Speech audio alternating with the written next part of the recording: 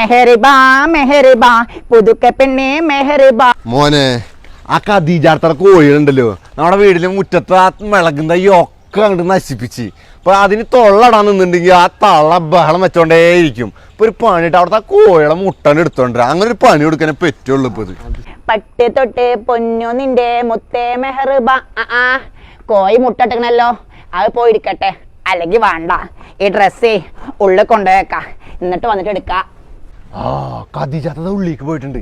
ഇതൊക്കെ ഇതിൽ വേഗം ആരും വേണ്ട, മുട്ടകളൊക്കെ എടുത്തിട്ട് പോരെ. പഠിച്ചോനെ, എന്താ അവിടെ ഒരു നേല്? അള്ളാ, ആരെന്റെ മുട്ടെടുത്തോണ്ടോണത്? നിക്കട അവിടെ. അള്ളാ, അയ്യോ പഠിച്ചോനെ, ഇന്റെ മുടുകെടുത്ത് കാണ്ട് ഓടിയല്ലോ. അള്ളാ, അതാ മണവാണ്ട മൂത്ത മോനല്ലേ? ഞാനേ മണവാളൊന്ന് കാണട്ടെ, കുറച്ച് കാര്യങ്ങൾ പറയണ്ടോനോട്. എടാ മണവാള, അവിടെ നിന്ന അന്റെ ചെക്കനെ ഇന്റെ കോഴിക്കോട്ടിന്ന് മുട്ടെടുത്ത് കാണ്ട് ഓടി. ഞാൻ കണ്ടിരുന്ന ഒരു ചെക്കന് മുട്ടെടുത്തോണ്ട് ഓടണത്. അതിന്റെ ചെക്കനൊന്നല്ലാന്ന്, അത് വേലാചേട്ടന്റെ ചെക്കനാണ്.